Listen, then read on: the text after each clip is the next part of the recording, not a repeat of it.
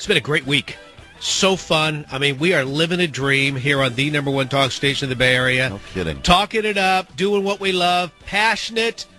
God bless America and God save California. All right, the idiot reel, the politicians, the celebrities, the elites, the whack jobs who say things that would make a rational person bury themselves in a bottle of rum. On the reel this week, a lot of pops from the president.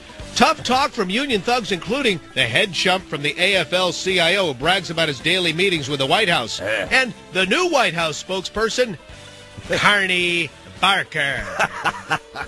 Ladies and gentlemen, often imitated, never duplicated, a worldwide web favorite, the KSFO Idiot Reel. Some of what I've heard coming out of Wisconsin, where you're just making it harder for public employees to collectively bargain generally.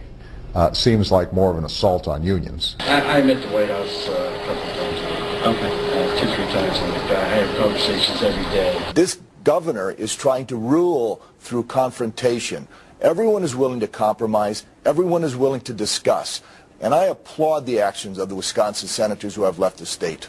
She is giving me a doctor's note in case I need it to keep my job. Instead of calling the clinic, she's standing here, taking her time, donating her time, I'm sure, to give people the tools that they need to keep on working. Why does the governor pick on the unions that didn't endorse him in the last campaign but give a free ride to the firefighters and the cops who did in the localities? Why do they get off and be allowed to continue to negotiate collectively? We are here writing doctor's notes to support our public employees who have been mentally anguished and distressed this last week and needed to be out here for their mental health. Despite what some among us would like to believe, it is not because we care about children, and it is not because we have a vision of a great public school for every child. NEA and its affiliates are effective advocates because we have power.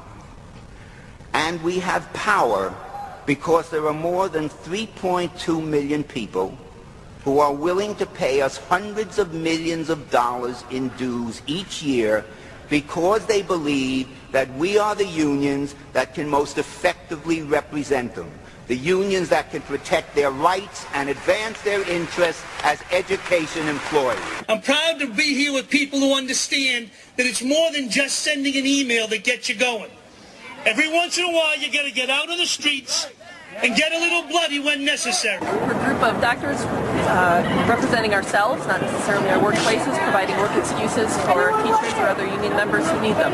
And when you mess with the union, you're messing with God's people. You mess with working people and working families, and when you start cutting and taking things from working families, you create a problem for yourself. So today we come today to say to those who think that they can cut back, amen, we gonna fight back. The president's personal view on same-sex marriage, that is distinct from this legal decision. The administration will not defend the Defense of Marriage Act in the Second Circuit. Furthermore, the president directed the Attorney General not to defend, because of the decision that it's not constitutional, defend the Defense of Marriage Act in any other circuit. He's grappling with the issue, but again, I want to make the distinction between his personal views and the legal issue, the legal decision that was made today.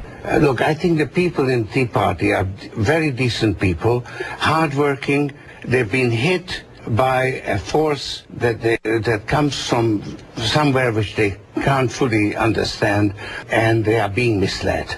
And they are misled by people who are using it for their selfish purposes, and they are being used. I think it's short-sighted to cut funding for implementation of the health care reform law, because that law, which brings about 34 million more people into the health care equation, what we're talking about is about 4 million new jobs. Public employees, they're our neighbors. They're our friends. These are folks who are teachers, and they're firefighters, and they're social workers, and they're police officers.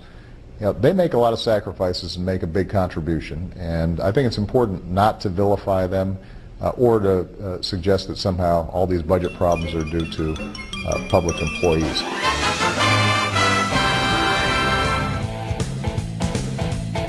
Yeah. That one's going to be flying all over the internet later today.